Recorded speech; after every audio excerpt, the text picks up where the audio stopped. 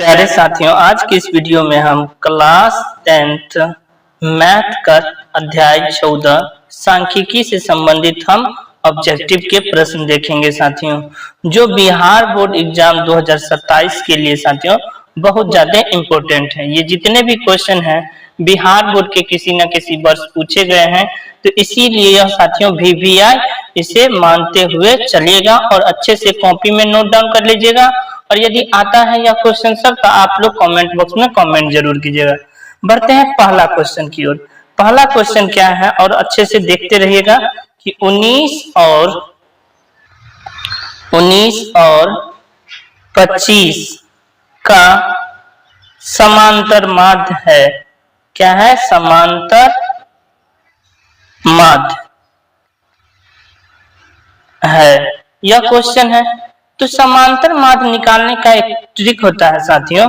क्या करेंगे समांतर माध्य निकालने का? उस 19 और 25 यह दोनों को जोड़ देंगे और 2 से भाग दे देंगे।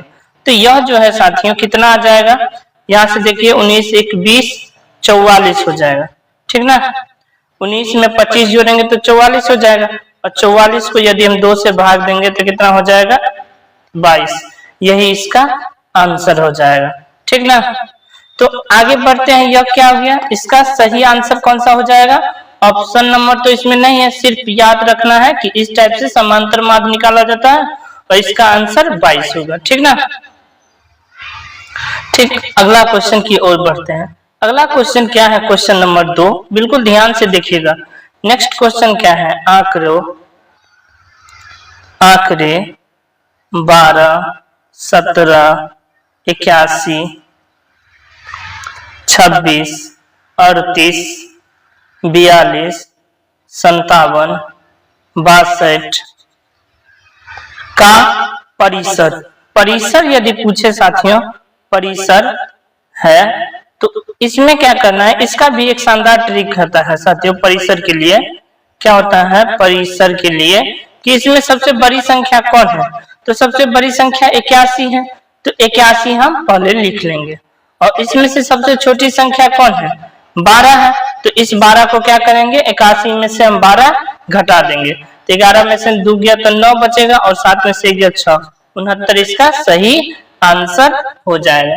यहाँ तक दोनों सवाल में कोई दिक्कत नहीं ना साथियों? इसका सही आंसर ये हो जाएगा, कोई दिक्कत नहीं, 69। नेक्स्ट क्वेश्चन की ओर बढ़ते हैं। क्वेश्चन नंबर तीसरा क्वेश्चन क्या है साथियों? तीसरा क्वेश्चन क्या है कि यदि, लिखते चलिएगा साथियों, ठीक ना। यदि 3 4 5 17 का तथा x का, क्या लिख देते हैं? तथा x का माध्य 6 हो तो x का मान है। यहाँ से हमें x का मान निकालना है। तो यहाँ से x का मान निकालना बिल्कुल आसान हो जाएगा। कैसे निकालेंगे साथियों? कि माध्य जो दिया हुआ है उसको क्या करेंगे? पहले हम लिख लेंगे। तो माध्य बराबर सूत्र भी होता है सभी प्रेक्षणों का योग बटा में सभी प्रेक्षणों की संख्या, लेकिन सूत्र नहीं लिखना। क्या लिखेंगे? यहाँ से साथियों माध्य बराबर लिखेंगे। माध्य बराबर इस सभी संख्या को जोड़ेंगे, 3 4 फिर 5 उसके बाद 17 और फिर x। इस सब को जोड़ लिए, कौन कौन है? 3 4 5 17 और x। और इसका माध्य कितना है साथियों? 6 है। यहाँ है माध्य, तो यहाँ से जो माध्य है साथियों उसके जगह पर माध्य लिखेंगे 6 और यहाँ से सभी प्रेक्षणों का योग बटा में सभी प्रेक्षणों की संख्या क्या वो 1 2 3 4 5, तो 5 से भाग दे देंगे। अब जोड़िए तो कितना हो जाएगा? 17 3 20 और 5 25 और 4 29, तो 29 प्लस में x बटा में 5 लिखेंगे। समझ में आ रहा होगा?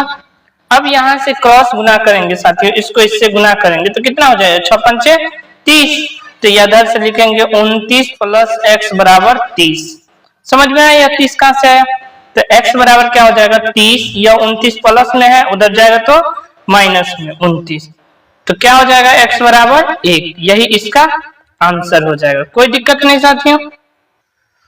बढ़ते हैं नेक्स्ट क्वेश्चन की ओर। क्वेश्चन नंबर 4 की ओर, ठीक ना। अगला क्वेश्चन क्या है, क्वेश्चन नंबर 4, प्रथम 5 विषम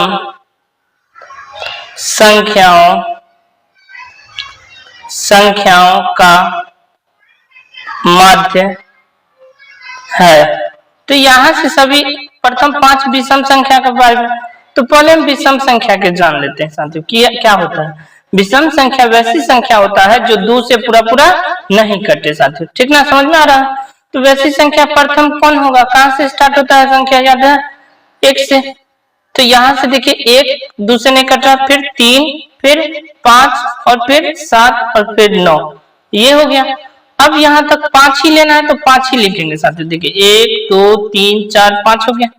अब हम क्या करेंगे, माध्य निकालने के लिए इस सब को हम जोड़ेंगे और कितना संख्या से भाग देंगे, 5 से, क्योंकि 5 संख्या है तो इस सब को हम जोड़ेंगे। तो जोड़ का चिन्ह लगा देते हैं, जोड़िए, क्योंकि ऑब्जेक्टिव है साथियों तो इसमें ज्यादा लिखने की जरूरत नहीं है। तो कितना हो जाएगा, यहाँ से 9 1 10 7 3 10 10 10 20 और 5 25, 25 बटे में 5, तो कितना आ जाएगा, 5 आ जाएगा। तो यही इसका क्या हो जाएगा, आंसर हो जाएगा, ठीक ना, 5 इसका सही आंसर हो जाएगा। नेक्स्ट बढ़ते हैं, इसी के आधार पर एक और क्वेश्चन ले लेते हैं साथियों, अच्छे से समझ में आ जाएगा। क्या है क्वेश्चन नंबर 5 में कि प्रथम 5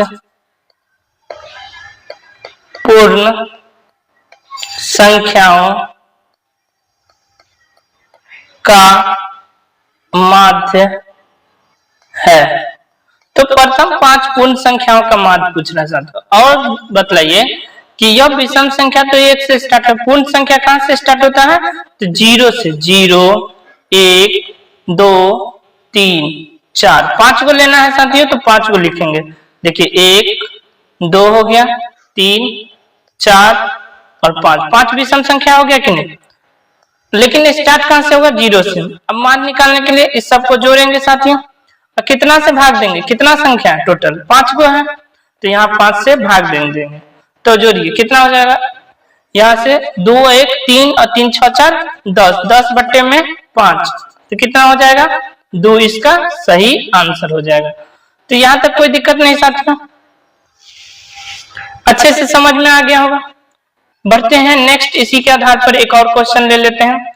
यह सब बिहार बोर्ड एग्जाम 2027 के लिए बहुत ज्यादा इंपॉर्टेंट है और इसी टाइप के क्वेश्चन पूछे ही जाते हैं साथियों।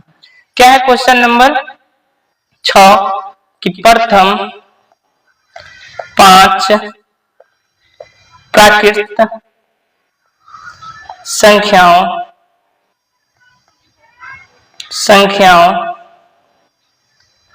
का माध्य है।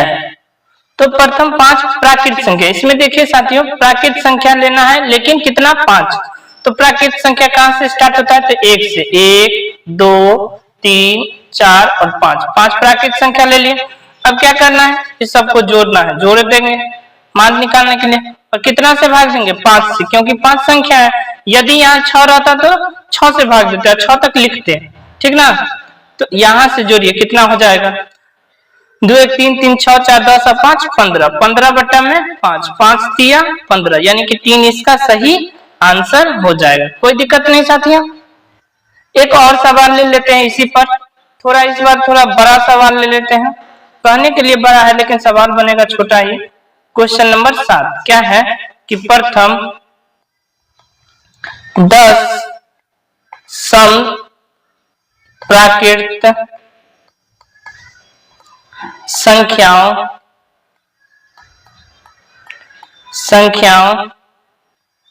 का माध्य होगा।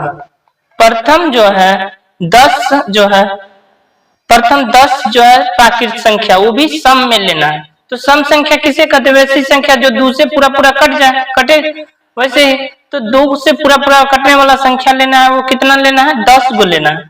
तो पहला तो 2 ही हो जाएगा, 4 6 8 10 12 14 16, उसके बाद 18 और उसके बाद 20 लिख लिए, 10 को है संख्या। अब यहां से क्या करना है साथियों, इस सब को जोड़ना है, जोड़ देंगे। जोड़ने के बाद क्या करेंगे साथियों, बिल्कुल ध्यान से देखिएगा, जोड़ने के बाद क्या करेंगे, कितना संख्या है टोटल 10 है तो 10 से भाग दे देंगे। देखिए एक, देखिए 1 2 3 4 5 6 7 8 9 10, 10 है तो 10 से क्या करेंगे, भाग दे देंगे। अब भाग देने के बाद साथियों जोड़िए कितना होगा। तो इसे जोड़ने के लिए क्या करेंगे साथियों, बिल्कुल ध्यान से देखिए। इस 20 को पहले लिख लिए। अब देखिए 18 में 2 जोड़ेंगे तो कितना हो जाएगा, यहां से देख सकते हैं साथियों, यहां से 18 में 2 जोड़ेंगे तो यह भी 20 बन जाएगा, तो यह भी 20 हो गया। अब यहां से देखिए फिर 16 में 4 जोड़ेंगे तो कितना हो जाएगा, 20 हो जाएगा। तो फिर से यहां से क्या करेंगे, 20 लिख लेंगे, 20 लिख लेंगे। फिर यहां से देखिए ऐसे एग्जाम में जोड़ना है, ठीक ना। 14 में या 6 जोड़ेंगे तो कितना हो जाएगा, 20, तो फिर 20 लिखेंगे। फिर यहां से देखिए 12 में 8 जोड़ेंगे तो 20, तो यहां से फिर 20 लिख लेंगे और ये फिर 10 लिख लेंगे। अब जोड़िए, तो जोड़ेंगे साथियों तो कितना हो जाएगा, 20 20 40 20 60 20 80 20 100 110, तो 110 अब बटा में 10, एक जीरो से एक जीरो कट जाएगा, 11 इसका सही आंसर हो जाएगा। समझ में आ रहा होगा साथियों, सेम सवाल था। अब बढ़ते हैं कुछ एक्स्ट्रा सवाल इसी के आधार पर ले लेते हैं। अब संख्या वाला, ठीक ना। तो क्वेश्चन नंबर जो है, क्वेश्चन नंबर कितना तक हो गया, 7, तो 8 होगा।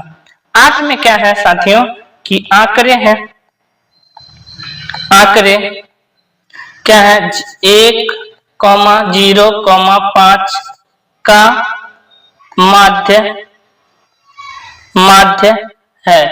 तो इसमें माध्य निकालना सबसे आसान है। क्या करना है कि 1 लिखेंगे, फिर 0 लिखेंगे, फिर 5, इस तीनों को जोड़ेंगे, 3 से भाग देंगे, कितना होगा, 5 1 6, 6 बटा में 3 कितना हो जाएगा, 2, इसका सही आंसर हो जाएगा। तो यह भी आप लोगों को समझ में आ गया होगा कि इसका सही आंसर 2, ऊपर वाला का 11। अब नेक्स्ट क्वेश्चन की ओर बढ़ते हैं। Question number 9। 9 क्या है, 9 जो है साथियों क्या है कि वर्ग अंतराल,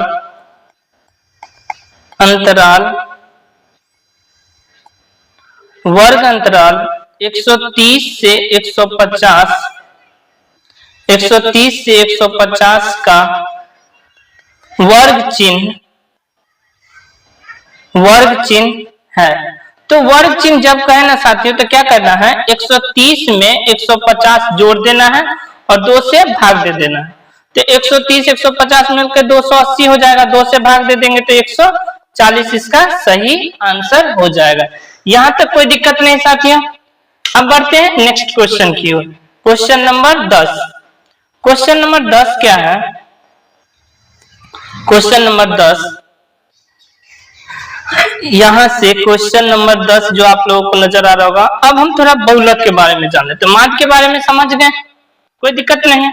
बहुलक तो और भी ज्यादा आसान है। क्या है क्वेश्चन, 2 4 5 6, उसके बाद 4, उसके बाद जो है 6 3 4 का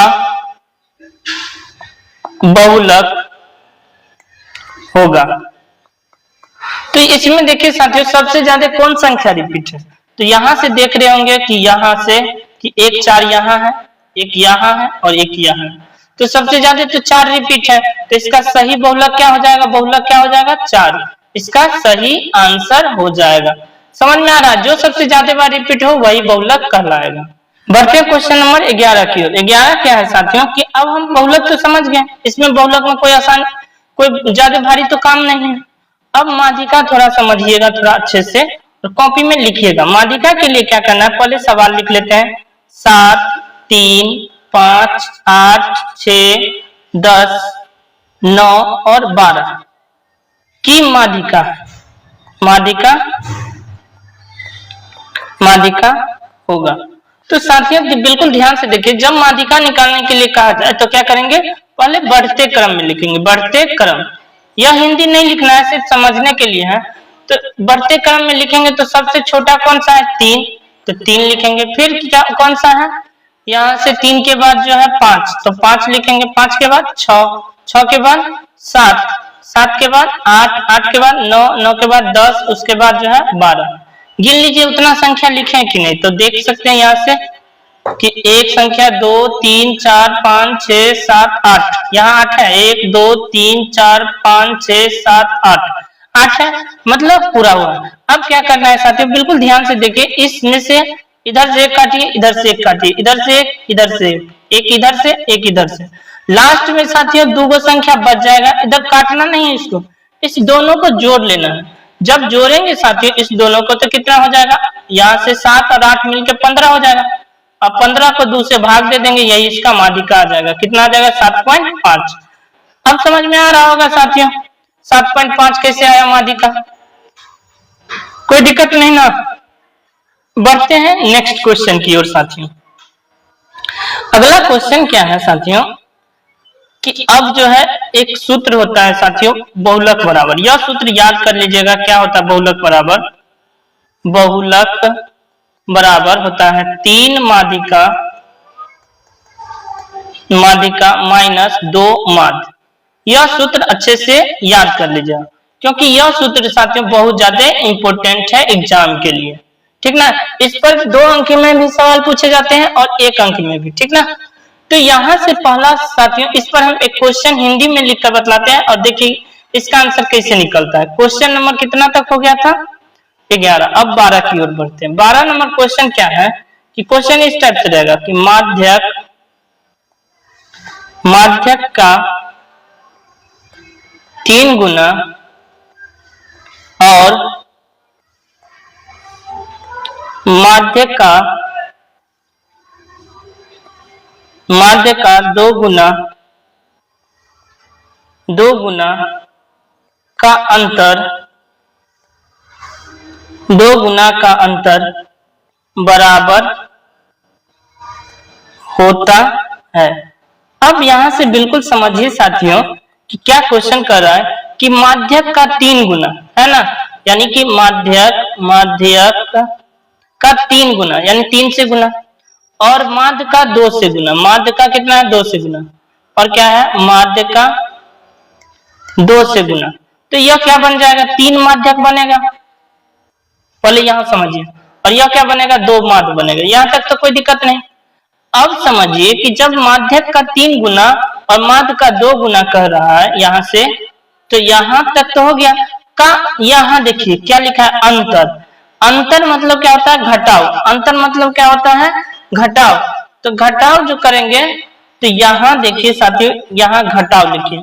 अब यह किसके बराबर होगा, यह किसके बराबर होगा, देखिए माध्यक का 3 गुना मतलब 3 माध्यिका और 2 माध्य हुआ में अंतर मतलब घटाव, किसके बराबर है, यह बहुलक के बराबर है कि नहीं। तो इसका सही आंसर क्या बनेगा, यहाँ बहुलक बनेगा कि नहीं, बहुलक। तो इसका सही आंसर क्या हो जाएगा, बहुलक। अब बतलाइए साथियों, इसी क्वेश्चन को घुमा के दे दिया कि नहीं,